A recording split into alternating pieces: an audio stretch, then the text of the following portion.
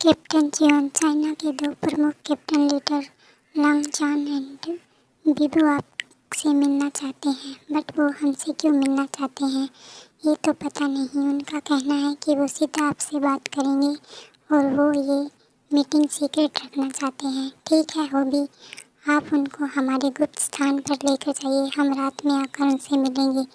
जी captain, जैसा आप कहें।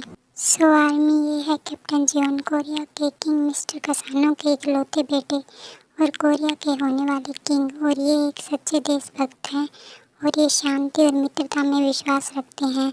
हर हाल में अपने देशवासियों की रक्षा के लिए और अपनी प्रजा के लिए हमेशा आगे रहते हैं, इसलिए सब इन्हें कैप्टन जियोन बुलाते हैं। और ये हुशुक उर्फ होबी, जंगकुक का सबसे करीबी और भरोसेमंद साथी, जो हमेशा जंगकुक का साथ देता है। लाम जान, तुम्हें क्या लगता है यहाँ का कैप्टन जियोन हमारी बात मानेगा? हाँ मानेगा, क्योंकि वो भी वही चाहता है जो हम चाहते हैं। वो दोनों ऐसे ही बात कर रहे होते हैं, तभी वहाँ पर जे होप और जंगकुक आते हैं। ओह, तो आप दोनों हैं जो चाइना से हमसे मिलने आए हैं। हमारी किंगडम में आपका स्वागत है। जी शुक्रिया, पर हमें तो आज पहली बार मिल रहे हैं, तो फिर आप हमारे बारे में कैसे जानते हैं? क्योंकि मैंने आप दोनों के बारे में काफ़ी सुना है कि आप दोनों भी मेरी तरह अपने किंगडम के प्रति वफादार हैं और उसे खुशहाल देखना पसंद करते हैं। सही कहा। वैसे हम दोनों आपसे यहाँ कुछ बात करने आए हैं। ठीक है, पहले आप बैठिए और जल ग्रहण कीजिए, उसके बाद हम शांति से बात करेंगे। जी शुक्रिया, वैसे भी मुझे काफ़ी प्यास लगी थी। जे होप इन्हीं दोनों को जल दो। जी कैप्टन जॉन। उसके बाद जे होप उन दोनों को जल देता है। उसके बाद वो एक साथ खाना वाना खाते हैं और फिर बात शुरू कर देते हैं। तो अब कहिए, आपको हमसे क्या बात करनी है? आपने तो सुना ही होगा कि नेपाल के कोरिया और चाइना के बीच के आपसी संबंध कुछ ठीक नहीं है और इसलिए नेपाल, कोरिया और चाइना के बीच युद्ध की आशंकाएं बन रही है, जिससे तीनों राज्यों की प्रजा डरी हुई है। लेकिन हमने सुना है कि आपको युद्ध पसंद नहीं है, आप शांति और मित्रता में विश्वास रखते हैं ताकि तीनों देशों में शांति बनी रहे। हाँ, क्योंकि मैं नहीं चाहता कि तीनों किंगडम के बीच के युद्ध में मासूम प्रजा का खून बहे या उन्हें किसी भी प्रकार की हानि पहुँचे, इसलिए हमने नेपाल में शांति और मित्रता का संदेश भेजा था, पर उन्होंने उसे अस्वीकार कर दिया क्योंकि वो युद्ध चाहते हैं और हमारी किंगडम कोरिया पर अपना राज पर हम ऐसा होने नहीं दे सकते। और हमने आपको यहाँ भी मित्रता का संदेश भेजने वाले थे, पर अब उसकी ज़रूरत नहीं है क्योंकि हम दोनों स्वयं यहाँ मित्रता का संदेश लेकर आए हैं, क्योंकि हम भी ये युद्ध नहीं चाहते, हम भी शांति चाहते हैं ताकि हमारी प्रजा सुकून से रह सके। हाँ, और जैसा नेपाल आपके किंगडम पर अपना राज चाहता है, वैसे ही वो हमारे किंगडम पर भी अपना राज चाहता है। इसलिए हम चाहते हैं कि हमारा और आपका किंगडम मिल जाएगा तो बिना किसी को हानि पहुंचाए नेपाल पर विजय प्राप्त कर सकता है।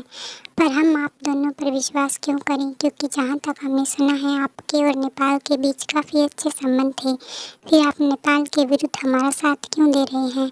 हम जानते हैं कि एक समय पर हमारा किंगडम और नेपाल के बीच काफ़ी अच्छे संबंध रहे, पर उस संबंध में स्वार्थ था। वो मित्रता की आड़ में हमारे किंगडम चाइना को हथियाना चाहते थे, जिससे हमारे ही राज्य के कुछ लोग उनका साथ दे रहे थे और वक्त रहते हमें सब पता चल गया और नेपाल ने हमारे राज्य को युद्ध के लिए ललकार दिया। पर हम ये युद्ध नहीं चाहते, इसलिए नहीं कि हम नेपाल से डरते हैं, बल्कि इसलिए क्योंकि हमें आपके राज्य के साथ नहीं लड़ना चाहते, बल्कि आपके साथ मिलकर नेपाल के विरुद्ध लड़ना चाहते हैं। हम आपकी सारी बात मान सकते हैं और मानते भी हैं, लेकिन फिर भी आपको हमें यकीन दिलाना होगा। ठीक है, नेपाल से हमारे संबंध टूट जाने के बाद हमें पता चला कि वो कल रात आपके राज्य के एक कस्बे पर आक्रमण करने वाले हैं, जो आपके राज्य की सीमा क्षेत्र में आता है और वहाँ पर अधिक मात्रा में लोग रहते हैं। वो इस बात का क्या प्रमाण है कि ये सूचना सही है? आप और हम कल सुबह उस क्षेत्र में जाकर वहाँ के सभी लोगों को वहाँ से उठाकर एक सुरक्षित जगह पर लेकर जाएंगे और इंतज़ार करेंगे। अगर वहाँ पर कुछ भी ऐसा वैसा दिखाई दिया तो आपको हमारी बात पर यकीन करना होगा। ठीक है, हम इस किंगडम के अगले होने वाले किंग हैं, इसलिए हम आपको एक मौका देंगे और आपके साथ उस क्षेत्र में जाएंगे। जी शुक्रिया, हमें अपने आप को साबित करने का एक मौका देने के लिए। हम यकीन है भविष्य में आप एक बहुत अच्छे राजा बनेंगे। ये सब तो ठीक है, पर कैप्टन एक समस्या है। कैसी समस्या होगी? यही कि ये जिस क्षेत्र की बात कर रहे हैं वो अपने आप में ही एक बहुत बड़ा और शक्तिशाली कस्बा है। वहाँ के सरदार की मृत्यु होने के बाद उनका बेटा ही उस कस्बे का सरदार बना था, जो दिखने में बहुत ही रूपवान और होशियार है। सब उसकी बात मानते हैं और उस पर विश्वास करते हैं और जो वो कहे वही करते हैं, लेकिन वो बहुत ही हठी और चालाक है, इसलिए हमें नहीं लगता कि वो हम पर यकीन करेगा और हमारी बात मानेगा, क्योंकि उसे मनाना बहुत ही मुश्किल है। होगा वो उस कस्बे का सरदार, पर हम इस पूरे किंगडम के होने वाले राजा हैं और उसका वो कस्बा हमारे राज्य में आता है, तो इसलिए हम उनके भी राजा हैं और वो हमारी प्रजा, तो उन्हें किसी भी कीमत पर हमारी बात माननी होगी। जैसा आप कहें कैप्टन, मैं चलने की तैयारी करता हूँ। उसके बाद जे होप एक गुप्त योजना बनाता है, जिसके अनुसार वो चारों बिना किसी की नज़र में आए उस क्षेत्र में चले जाते हैं और वहाँ की प्रजा से बात करने की कोशिश करते हैं। सुनिए आप सभी, कोरिया के होने वाले राजा कैप्टन जॉन आप सबसे मिलकर कुछ बात करना चाहते हैं। जे होप की बात सुनकर वो सारे लोग जनकुक के सामने खड़े हो जाते हैं। कहिए कैप्टन जॉन, आज आपका हमारे इस कस्बे में आने का क्या कारण है? हम आपकी क्या सेवा कर सकते हैं? हम कोरिया के होने वाला राजा हैं। ये हमारा सबसे अच्छा दोस्त हो शुक है और ये चाइना राज्य के युवराज लांगजान और ये उनका दोस्त वुक्सियान है। इनका कहना है कि नेपाल राज्य आज रात आपके इस कस्बे पर हमला करने वाला है, जिससे आपका ये कस्बा पूरी तरह नष्ट हो जाएगा। इसलिए हमारी आपसे विनती है कि आप इसी समय हमारे साथ किसी सुरक्षित स्थान पर चलें, क्योंकि आप हमारी प्रजा हैं और हम आपको किसी भी खतरे में नहीं देख सकते। जनकुक की बात सुनकर सब आपस में बात करने लगते हैं। माफ़ कीजिएगा कैप्टन जॉन, भले ही आप हमारे होने वाले राजा हैं और आप हमारी सुरक्षा चाहते हैं, लेकिन फिर भी हम आपके साथ नहीं चल सकते।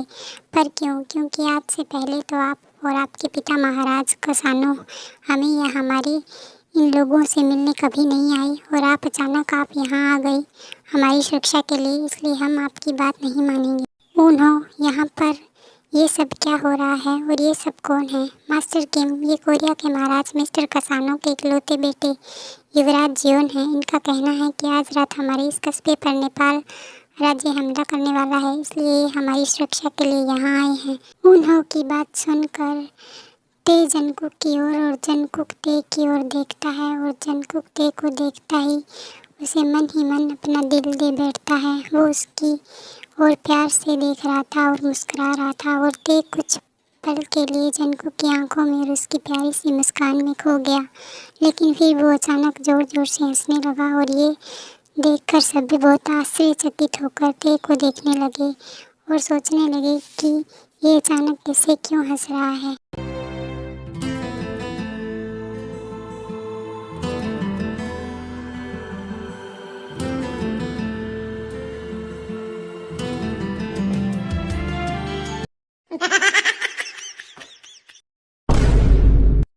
क्या हम जान सकते हैं कि आप इस तरह से क्यों हंस रहे हैं? क्या आप हमारी बात को मजाक में ले रहे हैं? माफ़ कीजिएगा युवराज जियोन, हंसना नहीं चाहता था, पर जब मैंने सुना कि आप यहाँ हमारी सुरक्षा के लिए आए हैं तो मैं खुद को हंसने से रोक नहीं पाया, क्योंकि काफ़ी समय बाद इतना अच्छा मजाक सुनने को जो मिला। अब आप यहाँ से जा सकते हैं। क्या आपका मानसिक संतुलन खराब है? ये कैसी मूर्खता भरी बातें कर रहे हैं? हम आपकी सुरक्षा के लिए आए हैं और आप इसे मजाक समझ रहे हैं। वैसे हैं कौन आप? ये हमारे सरदार मिस्टर किम के इकलौते बेटे किम ते-ह्यून हैं, जो अब हमारे मास्टर हैं। हमारे लिए सब कुछ है, आपके महाराज मिस्टर कसानो से भी बढ़कर। तुम्हारी ये हिम्मत कि तुमने हमारे देवतुल्य महाराज का अपमान किया। जे होप की बात सुनकर ते एक बार फिर से हंसने लगता है। अब क्या हुआ? अब आप क्यों हंस रहे हैं? माफ़ कीजिएगा युवराज जीवन, पर देखने से तो लगता है कि ये आपके बहुत वफादार हैं। हाँ सही कहा, ये होशुक है, बचपन से हमारे साथ हैं और हमारे वफादार, तभी आपकी और आपके पिता की इतनी वकालत कर रहे हैं। पता नहीं आपकी बातों से हमें ऐसा क्यों लग रहा है कि आप हमारे पिता से और हमसे नाराज़ हैं।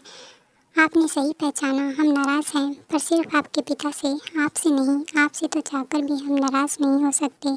आपके कहने का मतलब क्या है और आप हमारे पिता से क्यों नाराज़ हैं और आप हमारी बात क्यों नहीं मान रहे? क्या आप जानते हैं कि आप जहाँ पर खड़े हैं वो स्थान कौन सा है? हाँ, ये हमारे राज्य की सीमा क्षेत्र में आने वाला एक कस्बा है जहाँ अधिक मात्रा में लोग रहते हैं। नहीं, आप गलत हैं। ये आपके राज्य की सीमा क्षेत्र में आने वाला सिर्फ एक कस्बा नहीं है, बल्कि एक छोटी सी जाति का छोटा सा कस्बा है जहाँ पर अधिक मात्रा में लोग इसलिए रहते हैं क्योंकि आपके राज्य के बाकी कस्बे इन लोगों को छोटी नज़र से देखते हैं और इन्हें पसंद नहीं करते क्योंकि ये निम्न हैं, गरीब हैं और बाकी कस्बे के साथ रहने के लायक नहीं है।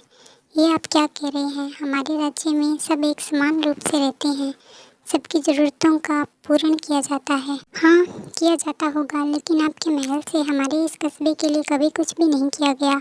यहाँ तक कि जब हमारे इस कस्बे के में बाढ़ आ गई थी और लोगों के घर तहस नहस हो गए थे, तब भी महाराज ने हमारी कोई सहायता नहीं की। हमारे पिता ने ना जाने कितनी बार गुहार लगाई, पर उन्हें सिवाय निराशा के कभी कुछ नहीं मिला। कभी भी महाराज ने हमें या हमारे कस्बे के लोगों तक पहुंचने की या उनकी ज़रूरतों को पूरी करने की कोशिश नहीं की, क्योंकि हमारे ये कस्बा छोटा है, यहाँ पर छोटी जाति के लोग रहते हैं और आज अचानक आप आते हैं और हमसे कहते हैं कि आप हमारी सुरक्षा के लिए आए हैं। ये मजाक नहीं तो क्या है? जे होप, ये हम क्या सुन रहे हैं और हमें इन सब के बारे में पता क्यों नहीं है?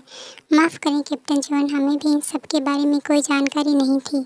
युवराज, हमें आपसे कोई शिकायत नहीं है, आप यहाँ से चले जाएं। हम हमारी सुरक्षा खुद कर सकते हैं। नहीं, हम आपको और आपके लोगों को यहाँ छोड़कर नहीं जाएंगे, क्योंकि बात यहाँ आपकी और आपके लोगों की सुरक्षा की है, इनके जीवन की है, जो हमारी प्रजा है। और हम सच कहते हैं, आपके कस्बे और आपके लोगों के साथ ये सब होता है, हमें नहीं पता था, पर हम वादा करते हैं कि आज से आपके कस्बे और कस्बे के लोगों को एक समान नज़र से देखा जाएगा और आपके सारे निवेदन राजमहल तक पहुंचेंगे और हम आपकी हर प्रकार से सहायता करेंगे।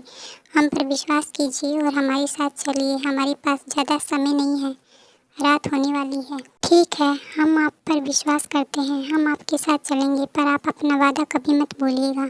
हम नहीं भूलेंगे। अब चलिए। फिर ते के कहने पर सारे लोग अपनी ज़रूरतों का सामान लेकर जनकू के साथ चले जाते हैं एक सुरक्षित स्थान पर। कैप्टन जियोन, इन दोनों की बात सही थी। अभी अभी सूचना मिली है, नेपाल की कुछ सेना ने इस कस्बे को पूरी तरह बर्बाद कर दिया। वहाँ कुछ भी नहीं बचा, सब जलकर राख हो गया। देखा आपने? अब तो आप हम पर विश्वास करते हैं ना? हाँ, हमें आप पर यकीन है और हम आपके शुक्रगुजार हैं कि आपके कारण हम इतने सारे लोगों की जान बचा पाए। हम वादा करते हैं कि आपके किंगडम को कोरिया का पूरा साथ मिलेगा और हम आपके साथ मिलकर नेपाल के विरुद्ध लड़ाई लड़ेंगे और उन्हें उनकी इस गलती का एक बड़ा सबक सिखाएंगे। शुक्रिया, हमें आपसे यही आशा थी। हम आपके साथ हैं और मैं भी आपके साथ हूँ, पर इसकी ज़रूरत नहीं है। आप हमारी प्रजा है, आपकी सुरक्षा का दायित्व हमारा है, पर आपने हमारे लोगों की रक्षा की है, इसलिए मेरा ये फ़र्ज़ है कि मैं आपके साथ मिलकर इस पूरे राज्य के लोगों की रक्षा करूँ और ज़िंदगी के अंतिम सांस तक रहूँगा। ऐसा मत कहो, ये सब अच्छी बात नहीं होती।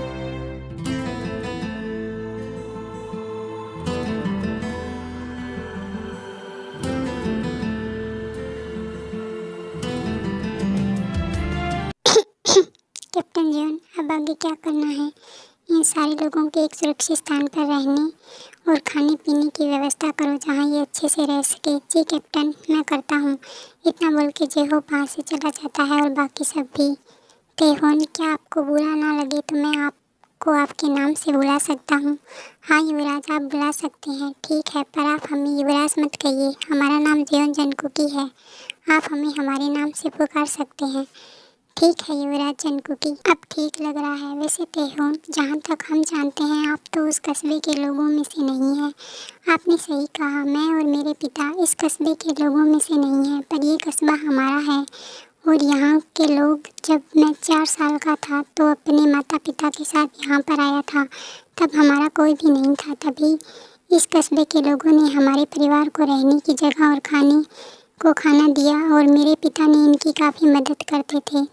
तब इस कस्बे का कोई सरदार नहीं था, तब सबने मिलकर मेरे पिता को इस कस्बे का सरदार बना दिया और मेरे माता पिता के जाने के बाद मुझे, और तब से ये सारे लोग मेरा परिवार है और ये कस्बा मेरा घर। हमें खुशी हुई ये जानकर कि हमारे राज्य में आप जैसे बहादुर, निडर और नेक इंसान रहते हैं।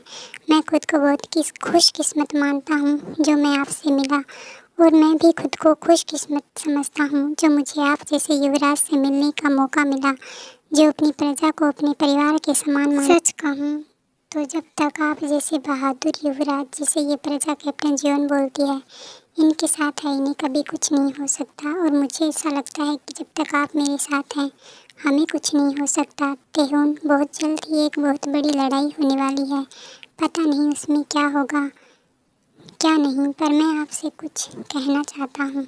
मुझे पता है कि तुम्हें क्या कहना है और मुझे भी तुमसे वही कहना है, पर ये सही समय नहीं है। अभी हमारे लिए हमारे लोगों की जान मायने रखती है।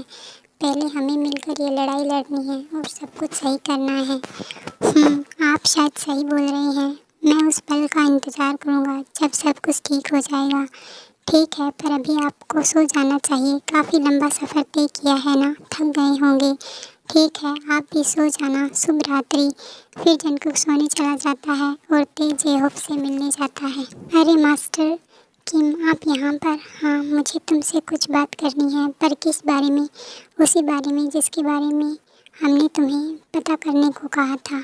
ओह, वैसे मैंने पता किया था, आपका शक सही था। कैप्टन जीवन का कोई बहुत ही करीबी इंसान नेपाल के किंग पार्क बोगम से मिला हुआ है, जो महल में रहकर कैप्टन जीवन के साथ गद्दारी कर रहा है। तो तुम्हें पता लगा कि वो कौन है? हाँ, वो महाराज कसानो है, कैप्टन जीवन के पिता। जब आपने मुझे कहा कि आपको शक है कि कैप्टन जीवन का कोई अपना नेपाल के किंग बोगम से मिला हुआ है, तो पहले मुझे यकीन नहीं हुआ था, लेकिन आपके जोर देने पर मैंने छानबीन की तो मुझे पता चला, और मुझे यकीन नहीं हुआ कि प्रजा का रक्षक पावर के लालच में प्रजा का भक्षक भी बन सकता है। पर मेरे मन में अभी भी एक सवाल है कि आपको कैसे शक हुआ कि कोई हमारे साथ गद्दारी कर रहा है? जब चनकुकी मुझे और मेरे लोगों को अपने राज्य में लेकर आया तो मैं उनका शुक्रिया कहने उनसे मिलने महल गया, और वहीं मैंने 2 लोगों को बात करते हुए सुना कि युवराज जी उनको पता ही नहीं कि उनके सबसे करीबी इंसान ही उन्हें धोखा दे रहे हैं, उनके पीठ में खंजर भोंकने वाले हैं। और तभी मैंने अपने कुछ लोगों से कहकर पता लगाने की कोशिश की वो कौन है जो जंकुकी के बहुत ही करीब है। तब मुझे पता चला कि जंकुक के ज़्यादा करीब बस 3 ही लोग हैं। एक तुम जो बचपन से उनके साथ रहे हो और उनके वफादार हो, दूसरे महाराज कसानो, और तीसरी उनकी प्रजा जिन्हें वो अपना परिवार मानते हैं। इसलिए मैंने तुमसे इस बारे में बात की और गद्दार सामने आ गया, पर मुझे ये समझ नहीं आ रहा कि वो तो जंकुक के पिता हैं, फिर वो ये सब क्यों कर रहे हैं? क्योंकि वो मेरे सौतेले पिता हैं। जंकुक, तुम यहाँ पर क्या कर रहे हो? तुम तो सोने चले गए थे ना? हाँ, चला तो गया था, पर फिर मुझे याद आया कि मुझे जेओप से आगे की योजना के बारे में बात करनी है, और मैंने ये सब सुन लिया। देखो, तुम चिंता मत करो, अभी हमें सिर्फ शक है। जी कैप्टन जीवन, मास्टर किम सच कह रहे हैं। आप दोनों को मुझसे झूठ बोलने की ज़रूरत नहीं है, मैंने सब सुन लिया है, और अच्छा हुआ सुन लिया। पता तो चला कि आज तक जिसे अपने सगा पिता से ज़्यादा मान देता था वो कितना बड़ा गद्दार है। हाँ आर्मी, मिस्टर कसानो जंकुकी के सौतेले पिता हैं। एक्चुअली जंकुक के पिता और मिस्टर कसानो आपस में भाई थे और दोनों ही जंकुक की मॉम को पसंद करते थे, पर जंकुक की मॉम की शादी जंकुक के पिता से हो गई, और जब जंकुक 2 साल का था तो जंकुक के पिता की मौत हो गई, और मिस्टर कसानो ने जंकुक की मॉम को पाने के लिए जंकुक और उसकी मॉम को सहारा दिया और जंकुक की मॉम से शादी कर ली। शादी के कुछ सालों बाद जंकुक की मॉम को पता चल गया कि उसके पति को मिस्टर कसानो ने ही मारा था ताकि वो उसे पा सके, और ये सदमा वो बर्दाश्त नहीं कर पाई और उसने उसके प्यार के कातिल से शादी कर ली। इसलिए उसने आत्महत्या कर ली और जंकुक के नाम एक ऐलान छोड़ गई कि जब तक 21 साल का नहीं हो जाता उसकी जायदाद पर कोई और अपना हक नहीं जमा सकता। जब जंकुक 18 साल का हो जाएगा तो वो युवराज बनेगा और आगे जाकर कोरिया का नया राजा भी। और इसलिए मिस्टर कसानो ने जंकुक को पाला पोसा, उसे एक पिता का प्यार दिया, और जब वो 18 साल का हो गया तो उसे युवराज घोषित कर दिया। और जंकुक के 21 साल के होने का इंतज़ार करने लगा जिसमें बस कुछ ही वक्त बाकी था। मैं सोच भी नहीं सकता कि वो पावर के लालच में इतना गिर सकता है। अब मुझे सब कुछ साफ साफ समझ में आ रहा है कि वो मुझसे इतना प्यार क्यों जताता था। बाकी 21 साल के होने के बाद जब सब कुछ मेरे हक़ में हो जाए तो वो सब कुछ उसके नाम कर दूँ। पर अब मैं 21 साल का होने वाला हूँ और सारा सच मेरे सामने है। अब बस उसे उसके गुनाहों की सज़ा मिलेगी और कुछ भी नहीं। और इसमें मैं तुम्हारे साथ हूँ और मैं भी। जे हो जंग की तैयारी करो, हम बहुत जल्द ही जंग का ऐलान करेंगे। ठीक है जनकुटी, तुम ठीक तो हो ना? क्या तुम्हें सच में ये करना चाहते हो? मैं ठीक हूँ और मैं सच में ये करूँगा। नेपाल से जंग शुरू हो उससे पहले ही प्रजा के सामने उस घटिया इंसान का पर्दाफाश कर दूँगा, क्योंकि उसके खिलाफ़ मेरे पास सारे सबूत हैं। ठीक है, मैं तुम्हारे साथ हूँ। जानता हूँ कि आप हमेशा मेरे साथ हो, पर मुझे आपसे कुछ और चाहिए। कहो क्या चाहिए तुम्हें? एक वादा ज़िंदगी भर के लिए।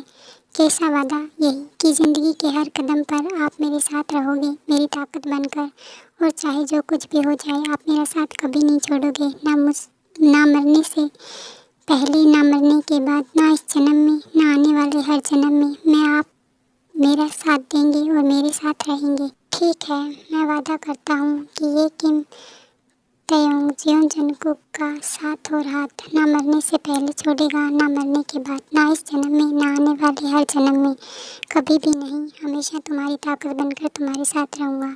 शुक्रिया थे मेरी ज़िंदगी में आने के लिए। मुझे नहीं पता कि इस लड़ाई के बाद हम यूँ साथ होंगे या नहीं, पर मुझे इतना ज़रूर पता है कि अगर इस लड़ाई में मैं मर भी गया तो भी मैं दोबारा आऊँगा आपसे अपने दिल की बात कहने, आपके साथ एक लंबी और सुकून से भरी ज़िंदगी जीने।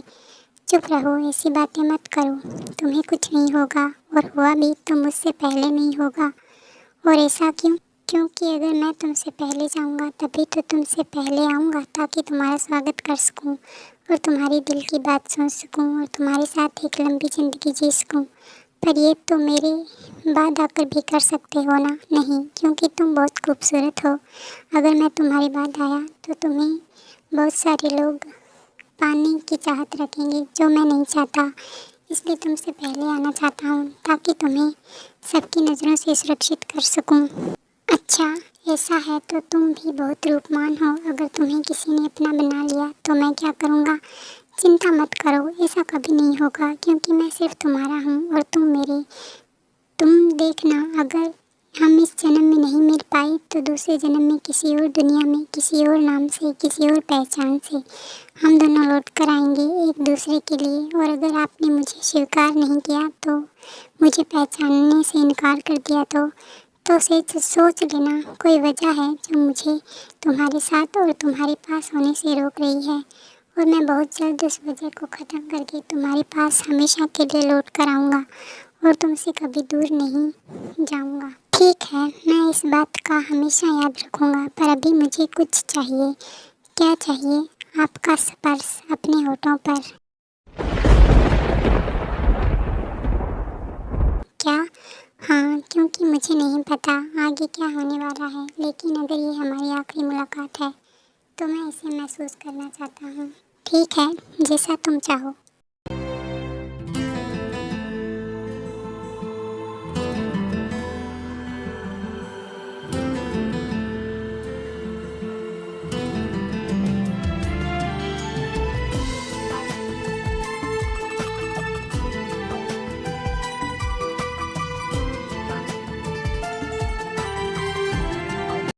मैंने कभी नहीं सोचा था कि कैप्टन जीवन और मास्टर किम को मैं आखिरी बार ऐसे एक साथ एक दूसरे में खोया हुआ देख रहा था। पर शायद उन दोनों को पहले ही पता चल गया था कि आगे क्या होने वाला है, इसलिए वो एक दूसरे से रात भर बात कर रहे थे। लेकिन फिर भी कुछ बातें कहना बाकी था, जो वो कहना तो चाहते थे, पर उनके पास वक्त कम था, इसलिए चाहकर भी कुछ कह नहीं पाए। बस प्यार भरी निगाहों से एक दूसरे को देख रहे थे और उन्हें एहसास ही नहीं हुआ कि कब एक दूसरे के साथ उन्होंने पूरी रात निकाल दी और सुबह हो गई, जो उनकी ज़िंदगी की आखिरी सुबह थी। कैप्टन जीवन और मास्टर किम ने मिलकर महाराज को पूरी प्रजा के सामने पर्दाफाश कर दिया और उन्हें मृत्यु दंड दे दिया और उसके तुरंत बाद ही जंग का ऐलान हो गया और देखते ही देखते एक भयंकर लड़ाई शुरू हो गई। चारों तरफ खून की नदियां बह गई और देखते ही देखते चाइना और कोरिया ने मिलकर नेपाल को घुटनों पर ला दिया और उस पर विजय हासिल की। सब खुश थे कि आखिर सब कुछ ठीक हो गया कि तभी कुछ ऐसा भयंकर हुआ जो सोचकर भी मेरी रूह कांप जाती है और ये अफसोस होता है कि काश मैं कैप्टन जियोन और मास्टर किम को उस दिन रोक लेता। जे होप सब तैयारी हो गई है ना? जी कैप्टन जियोन, पर मुझे कुछ सही नहीं लग रहा। क्या हम थोड़े वक्त के लिए रुक जाना चाहिए? नहीं जे होप, भरोसा रखो, सब ठीक होगा। वैसे भी अब एक बार कदम आगे बढ़ा लिया तो अब नहीं रुकेंगे। जैसा आप कहें, मैं आपके साथ हूँ, जानता हूँ। खैर छोड़ो, क्या उस घटिया इंसान का सर कलम कर दिया गया है? जी कैप्टन जॉन, महल में सब कुछ सही हो गया है, प्रजा भी सुरक्षित है। ठीक है, अब हमें जाना चाहिए। वैसे लांगजान और वेवुसिन कहाँ पर है? वो अपनी सेना और हथियार के साथ सीमा पर हैं। और मैं यहाँ पर हूँ। जनको, क्या तुम तैयार हो? हाँ, मैं तैयार हूँ। जे होप, अगर इस लड़ाई में हमें कुछ हो जाए तो तुम्हें पीछे सब कुछ संभालना है। कैप्टन जियोन और मास्टर किम, आप दोनों को कुछ नहीं होगा, मैं कुछ होने नहीं दूंगा। ठीक है, लेकिन फिर भी वादा करो। ठीक है, मैं वादा करता हूँ।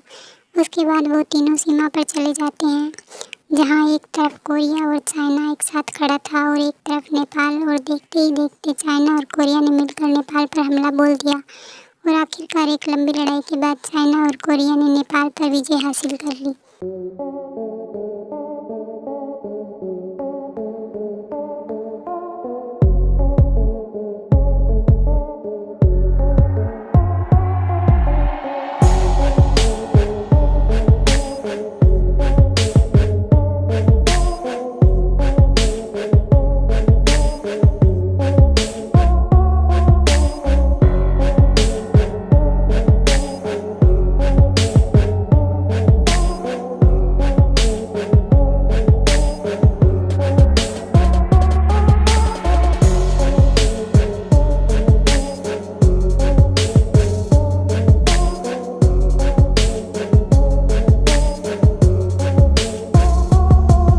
देखो महाराज बोगम, तुम हार गए हो तो बेहतर होगा कि अपने घुटने टेक दो और यहाँ से चुपचाप चले जाओ। ठीक है, मैं हार मानता हूँ। मास्टर ते, इसने इतनी आसानी से हार मान ली, मुझे कुछ गड़बड़ लग रही है। हाँ जे होप, तुम सही कह रहे हो। तुम यहाँ जनको के साथ रुको, मैं देखता हूँ। पर मास्टर किम, वहाँ पर खतरा है। नहीं जे होप, मुझे कुछ नहीं होगा। मुझे ऐसा लगता है वहाँ पर कोई फंसा हुआ है। फिर ते उस तरफ जाने लगता है जहाँ पर कोई फंसा हुआ था कि तभी बोगम गोलियां चलाने लगता है और ते को निशाना बनाकर। और ये जनको देख लेता है तो वो ज़ोर ज़ोर से चिल्लाने लगता है, तेहोन भागो वहाँ से, तेहोन भागो, जल्दी करो तेहोन। ये तो जनको की आवाज़ है ना? पर यहाँ पर तो ये छोटा बच्चा फंसा हुआ है, मुझे इसे बचाना होगा। उसके बाद ते गोलियों के बीच में बचता हुआ उस बच्चे को सेफ कर लेता है और उसे वुक्सियान और लांगजान की ओर उछालता है, क्योंकि वो ज़्यादा दूरी पर नहीं थे और वो दोनों उस बच्चे को पकड़ लेते हैं। वुक्सियान, लांगजान, इस बच्चे को लेकर जाओ यहाँ से। पर मास्टर ते, आप मेरी चिंता मत करो और जाओ यहाँ से, तुम दोनों को मेरी कसम। फिर वुक्सियान और लांगजान उस बच्चे को लेकर वहाँ से चले जाते हैं। जे होप, तुम जाओ और तेहोन को बचाओ, मैं इसे देखता हूँ। पर कैप्टन जॉन, मैं आपको छोड़कर कैसे जा सकता हूँ? जे होप, बहस मत करो। तेहोन मेरी ज़िंदगी है, अगर उसे कुछ हो गया तो मैं वैसे ही मर जाऊँगा। तुम जाओ। ठीक है, मैं जाता हूँ। जनकुकी, यहाँ से दूर जाओ, यहाँ खतरा है। जे होप, यहाँ पर मत आओ, जनकुकी को बचाओ। जे होप, जाओ, उसे बचाओ। तेहोन, तुम्हारे पीछे देखो तेहोन, भागो बाहर से। फिर ते अपने पीछे मुड़कर देखता है और वहाँ से भागने की कोशिश करता है कि तभी ते को गोली लग जाती है और जनको भाग कर ते के पास जाता है और जे होप बोगम को वहीं पर गोली मार देता है और वो वहीं गिरकर मर जाता है।